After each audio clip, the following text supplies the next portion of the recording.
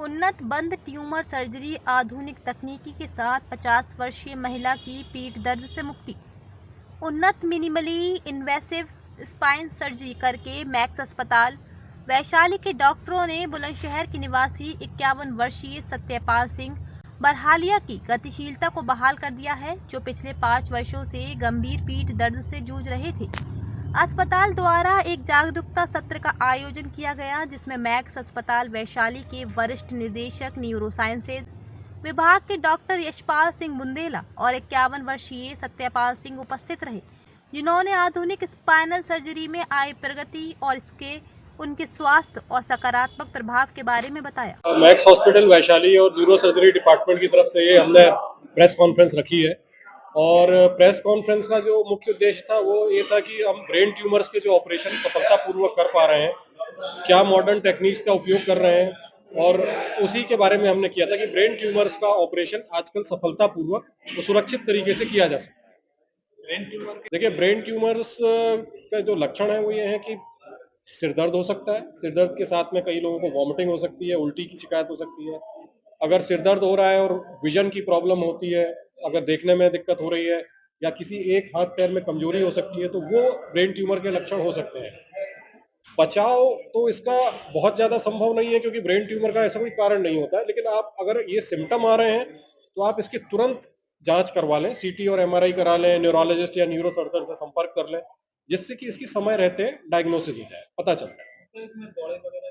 दौरे आने की संभावना होती है, स्पेशली अगर कोई भी पेशेंट हो जिसको कि पहले कभी दौरा ना आया हो, 25-30 साल के बाद पहला दौरा आया हो, तो उसमें जरूरी है कि उसमें तुरंत सीटी या एमआरआई कराया जाए।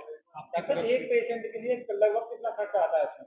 देखिए, ये वेरी करता है, मतलब 1.5 लाख से लेके और 3 लाख रुपए तक का खर्चा आता है अलग अलग कैटेगरी में। जनरल वार्ड में करीब 1.5 लाख आता है, और अगर आप बिल्कुल प्राइवेट सिंगल रूम पे जाएंगे तो 3 लाख। आम आदमी है जैसे 2 लाख के लोग हो, तो वो किस तरीके से इसमें इलाज करवाना है, क्या मिल सकता है आपके यहाँ पे? देखिए, वहाँ पे 2 तरीके के सिस्टम है। एक तो जो गवर्नमेंट पैनल के पेशेंट होते हैं, वो उनका तो इलाज काफी कम में होता है। सेम सर्जरी करीब 40-50 हजार में हो जाती है। सीजीएचएस, ईसीएचएस, गवर्नमेंट पैनल सभी है वहाँ पे।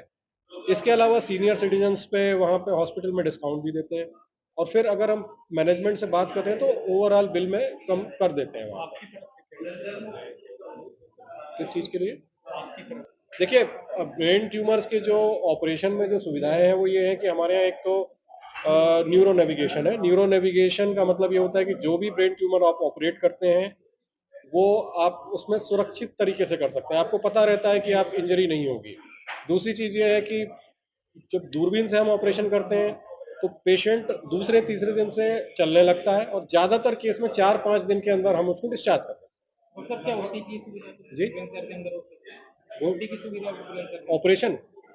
देखिए, बुलंदशहर में तो ऑपरेशन का हम लोग नहीं कर पाएंगे, क्योंकि जो माइक्रोस्कोप वगैरह है या न्यूरो नेविगेशन वगैरह है वो सब हम लोग मैक्स हॉस्पिटल वैशाली में ही करते हैं। आयुष्मान कार्ड द्वारा बनाए गए हैं, क्या उसकी भी सुविधा वहाँ पे? आयुष्मान कार्ड की अभी सुविधा नहीं है, लेकिन अभी मैनेजमेंट से बात चल रही है।